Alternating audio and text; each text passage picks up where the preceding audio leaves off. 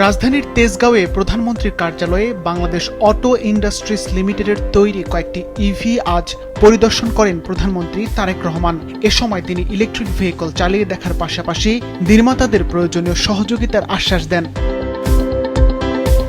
প্রধানমন্ত্রীর কার্যালয় প্রাঙ্গণে প্রদর্শনের জন্য আনা হয় দুইটি এসইউভি, একটি কাভার্ড ভ্যান, একটি ট্রাক, একটি অটোরিকশা এবং দুইটি মোটরসাইকেল। সকাল 10টার দিকে কার্যালয়ে পৌঁছে প্রধানমন্ত্রী প্রথমে এসইউভি চালান, পরে একটি কাভার্ড ভ্যানও চালিয়ে দেখেন তিনি। নির্মাতা প্রতিষ্ঠানের পক্ষ থেকে জানানো হয়, এটি দেশের প্রথম ইলেকট্রিক ভেহিকেল নির্মাতা প্রতিষ্ঠান। গাড়িগুলো সম্পূর্ণ ব্যাটারি চালিত ও পরিবেশ বান্ধব।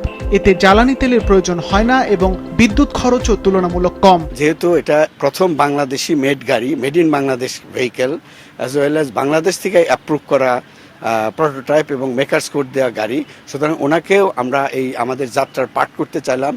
আশা করি উনি যেহেতু দেশের জন্য চিন্তা করে, দেশের গণমানুষের জন্য চিন্তা করে, সুতরাং আমাদের যেখানে যেখানে একটু হেল্প লাগবে উনি আশা করি হেল্প করবে। নির্মাতাদের তথ্য মতে এসইউভি ধরনের একটি গাড়ি একবার চার্জে 450 কিলোমিটারের বেশি চলতে পারে।